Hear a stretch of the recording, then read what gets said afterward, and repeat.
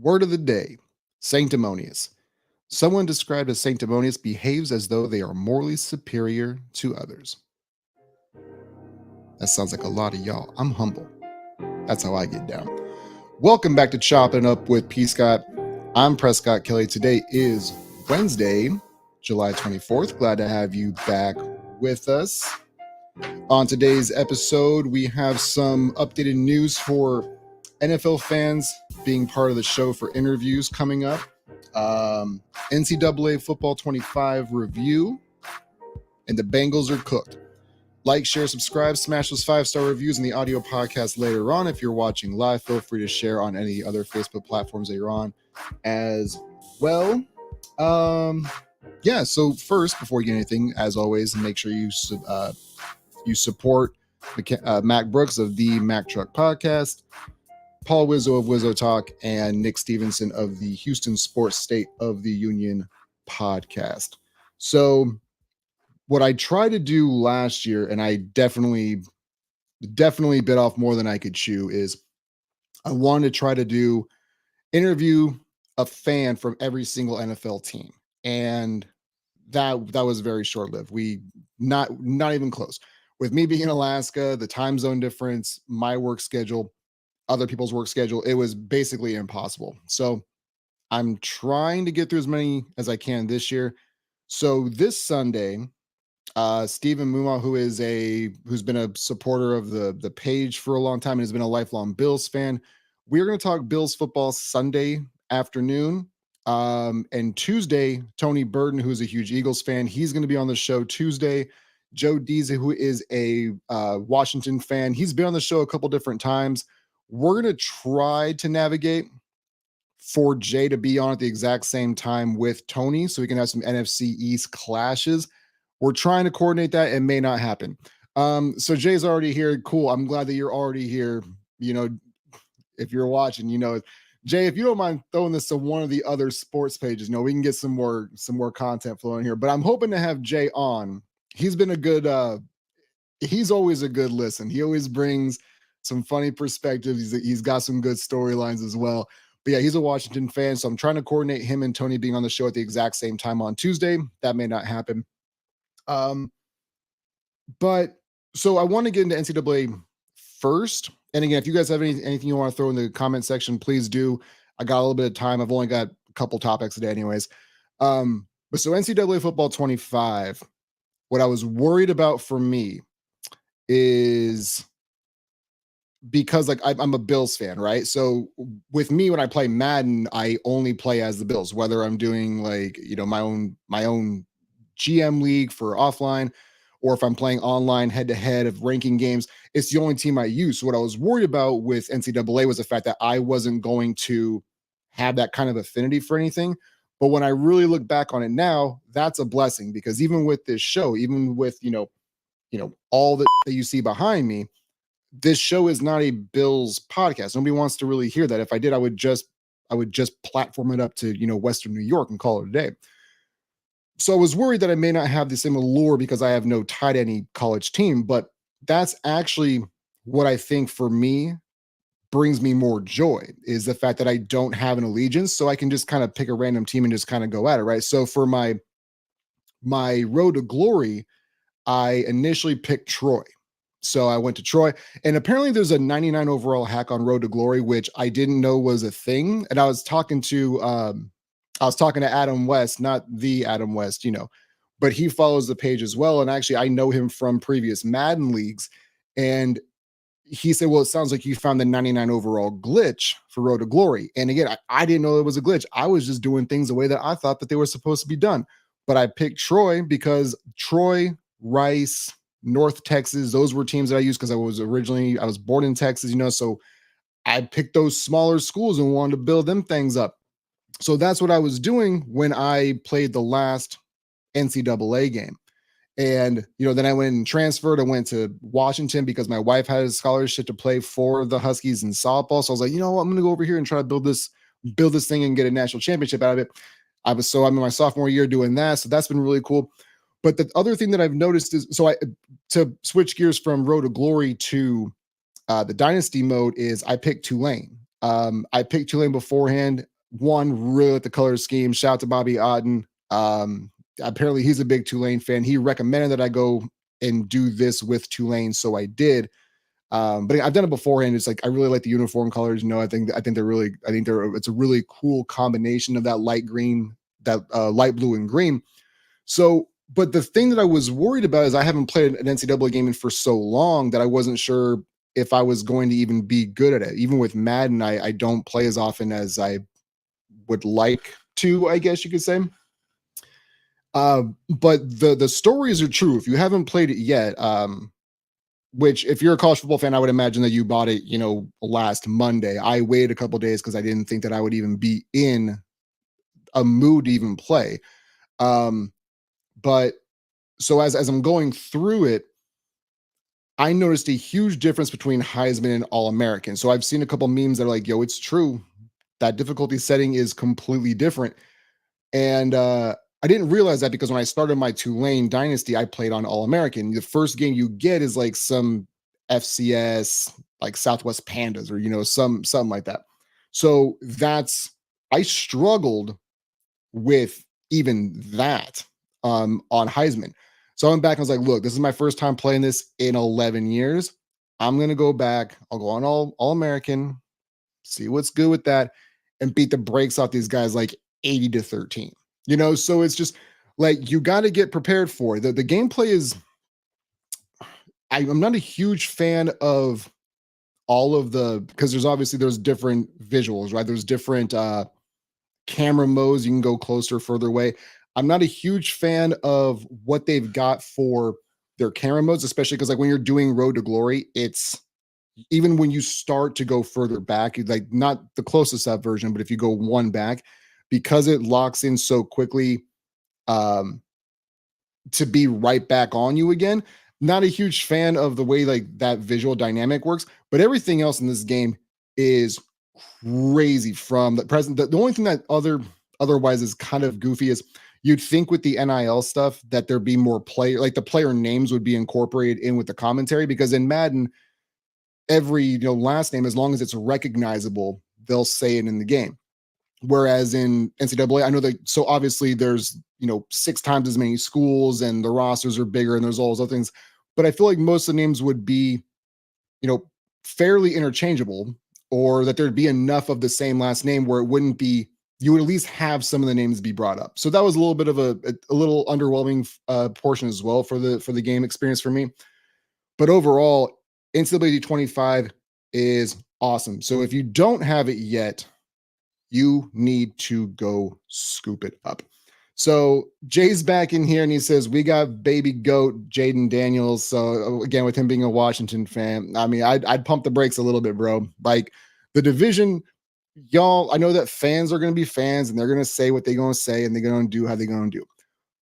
But the NFC East, like, I think that people are sleeping on the Eagles way too much. That's the roster talent there is still bonkers. Dallas is still good because they're always good is what it feels like. But then they'll inevitably have their own meltdown. And, it is what it is.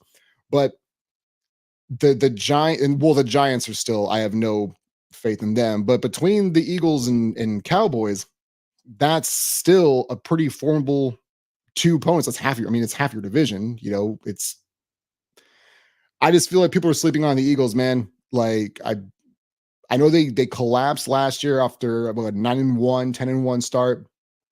And, they lost Super Bowl the year beforehand and they got off hot. And then it would seem to us as fans that they just quit. It's kind of gave up, 2/3 the way through the season. But I don't know, man. I think that as long as they can largely just stay upright, and I know that that's what everybody's trying to do, right? Just trying to get through the season without losing your key guys for extended periods of time. That's what everybody's goal is. And if the Eagles can do that, that's still a team that I think can at least somewhat compete. Like we just can't put San Francisco completely on this pedestal and just write off the entire conference. It is them and everybody else, don't get me wrong, but to just completely forget about a team that was in the Super Bowl 2 years ago that still has that much talent, I think is a little bit short-sighted. Jay's up here with the all gas, no brakes. So I want to move on because again, I didn't have a whole lot. This is kind of a quick episode. Unless anybody, if you have things that you want to throw in the chat, we certainly can. But I want to get real quick to the Bengals because they cooked this year. So I do this thing with quarterbacks that, there's the eyeball test, right? So over the past 5 years or so, I've pretty much nailed every quarterback and how good they're going to be based just on physical appearance, attributes, and things like that. So when Trevor Lawrence was drafted, I was like, I don't know, man, looks too much like Fabio. Maybe there's too pretty. Same thing with Zach Wilson. He's too pretty. He's not going to make it. Mac Jones walks like a Welshman. Like Trey Lance got this chia pet hair, and he's not. We there's not a whole lot of film on it. We need to stop reaching. We need to stop reaching on North Dakota State quarterbacks. I think at this point, can we just stop doing that? But there's all these dudes who I'm like, nope, that's gonna fail. That's gonna fail. That's gonna fail. That's gonna fail. That's gonna fail. And when you do the eyeball test right now with Joe Burrow, and he looks like Neil McDonough. If you don't know who that guy is, one, his eyes are gorgeous. If you don't know who Neil McDonough is, that man, he says he turns down roles because his lips are only meant for his wife, but he'll make you question things with how piercingly blue those eyes are. But when you look at this look from Joe Burrow right now, it only spells disaster for the Bengals. You cannot look like you're half like 1999 Justin Timberlake, but without the curls, and think that this is going to be a good look, man. Like Cincinnati, you're just not allowed to. You're not allowed to be good if Joe Burrow looks like that. What he might be doing is saying like, look, man, I got this bag now, but I'm just like, y'all, right? Like, I don't have to have the flowing locks and have the Joe cool look. I'm just like all y'all normies out here. You better grow that hair back, and you better grow it quick. Like just some silly putty, crank that thing through, or do what you got to do with the Peter Griffin thing. Put your thumb in your mouth and blow it back out, because what he's got going on right now is not working. As long as his hair looks like that, Cincinnati is not a playoff team. It's already bad enough because the AFC North is already ridiculous, right? You've already got Baltimore to deal with. You already got Pittsburgh to deal with. I don't know what version of Cleveland you're going to get, because I don't know if Deshaun Watson will ever get back to the previous form, which was basically he was Michael Jordan. It was wild because when he was in Houston his first 2 or 3 years, that dude looked like he was on the trajectory to be what we kind of consider Mahomes already is. So if Cleveland can get it back together, or more importantly, Deshaun can, like that division already is stupid. And then when you put into consideration the AFC as a whole, you better fix that look, dog. And we talking quarterbacks, so we might as well just go and get into this for a minute with the rest of the conference, I guess, because we just spitball now, is I think that we have to kind of do is recalibrate our expectations. And I'll do this for a minute with quarterbacks, because Joe Burrow might be one of those dudes who he may not even win a championship, right? Every year we get to this point where we say, well, how is this guy not going to get a Super Bowl? How is this guy not going to get an MVP? Because look at the arm talent, look at what's around him. Some years other teams are down and up. They're going to get their ring at some point in time. There's no guarantee that Joe Burrow is ever going to get a Super Bowl. And you could just see the exact same thing with Lamar Jackson. You could see the exact same thing with Josh Allen. You could say the same thing with Tua. There's so many good quarterbacks now that there's a lot of different ways that you can win, but you can't win paying every quarterback the next highest contract, which has been my argument for the longest time. Is just because one dude gets the highest pay contract doesn't mean, just because some other team did bad business doesn't mean that you have to do it, right? So like we're talking, Jordan Love's name is coming up a lot right now because he's somebody who is on the precipice of getting one of these new monster deals. Tua hasn't gotten his yet. They're looking at the Trevor Lawrence deal and saying, well, with that kind of money, the quarterbacks are saying, well, I'm better than that guy. Yeah, but you're still not that good. Every quarterback in the NFL is good to a certain degree, except if you're Daniel Jones. He's cheeks. But if you're a starting quarterback, you are good. The difference is, can your team win? So Jay says Tua and Tila don't deserve 55 million a year. Exactly. But see, that's my point, is just because Daniel Jones got paid 40 plus $1 million a year, and just because Trevor Lawrence is now making $55 million a year, doesn't mean that Miami has to say, well, just because you made a bad business decision by the proxy of this is now the math. No, you don't have to do that. That's ridiculous. Just because you made a bad business decision doesn't mean I have to make another one. So for me, I look at this like with Tua. So we've seen how bad Tua was like under Brian Flores. Now, was that because he didn't have, obviously he didn't have Tyreek initially, he didn't have Waddle initially. Is it a product of Brian Flores just didn't believe in him enough? Or is it Mike McDaniel is just really that good at what he does? And if I were to take Tua and put him in any other offense, am I statistically going to get the same productivity that I got in Miami? The answer to that riddle for me is no. There's probably a handful of places, Riley. You could probably drop him into San Francisco and get similar production. I'm sure there's probably a couple of Philadelphia, something like that. But these other bottom, like half of the teams in the NFL, no, you're not going to get what you got from Tua last year. You're not getting everywhere else. But there is the guys like the Patrick Mahomes. I guess you could throw Joe Burrow, Lamar Jackson. If you want to throw Josh Allen in there, you can. I'm not doing that until after this year, though, because we've seen Josh Allen pre-Stephon Diggs. We saw him with Stephon Diggs. We haven't seen him without him. And like the wide receiving core has been up and down. But without the true number one dude, even if you want to make fun of Diggs's numbers the back end of last year, it's because he was still the threat. Like, he's still the dude you got to pay attention to, which opens up things for other guys. He doesn't have that this year. So I'm not even willing to really lump Josh Allen into that equation yet, as far as like the top 3 or 4 dudes in the league.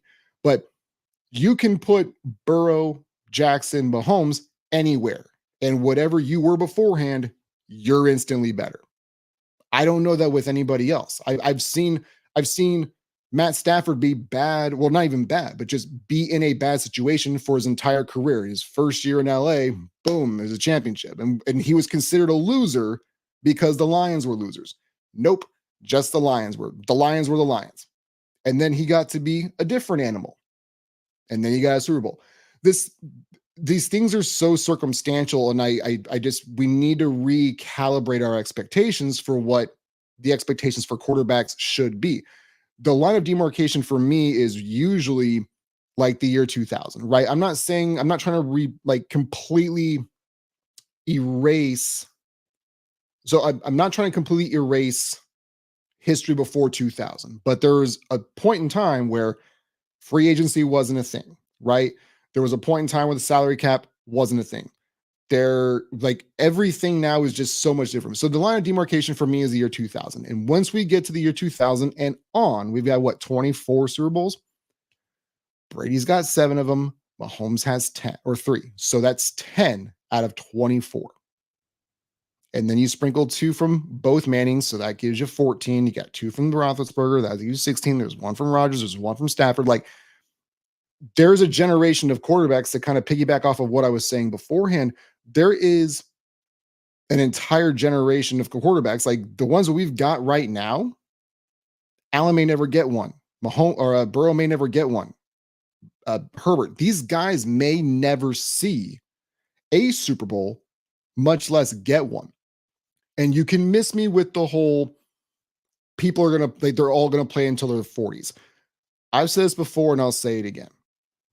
The people like Tom Brady, LeBron James, Serena Williams, they have completely ruined sports, and they've ruined the expectations of what we consider to be a successful career. Because if you don't play until you're 40, you have no chance at these records. And if you don't have the records and on top of that, you don't have the hardware, your legacy is just essentially most sports simp fans will say it's a wasted career. You can never live up to the hype or whatever, however you want to quantify it. So there's a real life possibility that Lamar Jackson, who's a 2-time MVP, never wins a Super Bowl. And all of a sudden it's like, well, yeah, well, you were good individually. Oh, you were a good runner. And we're going to go right back to the you were a good running back type of thing, right? Like, because that's always been the knock. That's always been the narrative. That's always been the slight, if you will, on Lamar Jackson is by the simp fans is good running back. But when Jay had mentioned that Tua and Trevor Lawrence aren't worth $55 million, this is what's so weird to me is when Tua was in college, there was a whole slogan of tank for Tua. Like once he was in the national championship game, they benched Jalen Hurts for him. There was something tank for Tua was a slogan. It wasn't just Miami, it was in general, right? And now we've gone from he's that generational type of prospect because of his accuracy to now I think he led the league in passing last year. And it's well, yeah, but he's a product of the environment. Like we went real quick on that. So what what are we really doing here? Like for the way that I look at this is so all of us have our own opinions, right? With social media the way that it is now, we can all put our opinions out into the open. We can all say whatever we want to say. We all have all these opinions and thoughts. But with all of it and all the coverage, because football is the most important sport in this country and quarterback is the most important position. And with everybody that we've got analyzing it, how is it that nobody can get it right? Like nobody can get it right. You know, you got one end of the spectrum where Brock Purdy is the last pick in the draft and has been to a Super Bowl. And then you've got guys who are the number one overall pick who can't even sniff it. And yes, roster construction has something to do with it. But are we at the point now where it just makes more sense to get the guy, as in like the coach or the coordinator, as opposed to the quarterback? Because going back to these quarterbacks aren't worth this money. None of them are. It's Mahomes, then it's everybody else. But at this point in time, are we going to change the way that we approach the game? Because the game is always evolving, right? It used to be got to run the ball, have a strong defense. Now it's get the right quarterback. Now you're not paying running backs, but you're paying wide receivers $30 million a year, even though a lot of the top guys that you name in your top 10 don't have any hardware either as far as Super Bowls are concerned. Like there's Cooper Kupp and then there's Tyreek. But I mean, when we do word association with top 10 wide receivers, it's only because they had great quarterbacks too. But we're changing the way that we want to put value on certain positions. So are we moving to a point where there's no salary cap on coaches? So do I want to make sure I get the right dude, as in the right head coach and the right coordinators, so that we, between the margins, I don't have to go pay a quarterback, because you're going to have to do this sooner than later, 60, 65, even $70 million a year towards like the latter end, because they always want to push these debts out. That's all they're doing when it comes to quarterbacks and just contracts in general. They'd rather prorate it out because they're like, we'll worry about that later. I'm not going to worry about the money now. So as long as that is the formula, you got to be able to you still got to find ways to win. So I think that what we're looking at is a shift in the dynamic of what are we really looking for? Because if you get to the NFL now, they're all athletes. They can all play. It's more about opportunity, which has been a large point that I bring up when it comes to, especially the NBA, but even in the NFL, like there's only so many roster spots and there's only so many opportunities you can have. But when you have injuries, that is when you can shine and say, I'm worth this money too. So if you get the right coach, if you get one of these McVays, if you get one of these McDaniels, like, is that the route that we're going to be going, where it's, hey, you can get the most out of everybody else. So instead of me, the person in charge of writing the checks, writing a check that's a quarter of my salary to one dude, not even one position, one dude. Instead of me doing that, how about you just go find all the football players that I need for this to work?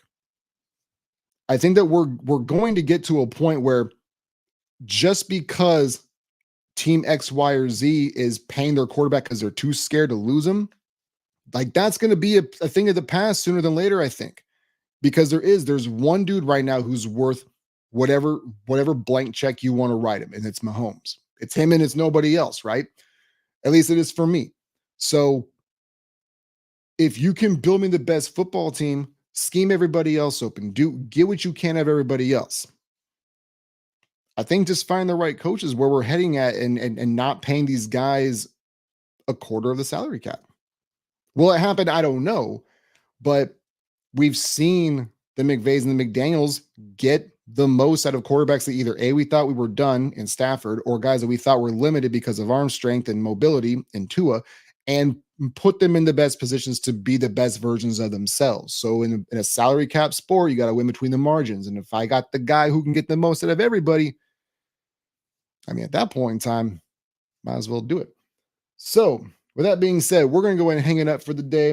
You guys have been chopping up P-Scott. You guys know the drill. Like, share, subscribe, smash the 5-star reviews if you're listening just on the audio platform, which will be available tomorrow morning. If you were watching the live, I greatly appreciate it. And if you're watching it down your timeline a little bit later on, feel free to share it in your sports groups or your pages or whatever you want to do. All the love and respect is greatly appreciated. Y'all know the drill. Stay up, stay blessed. We'll catch you guys on the next one.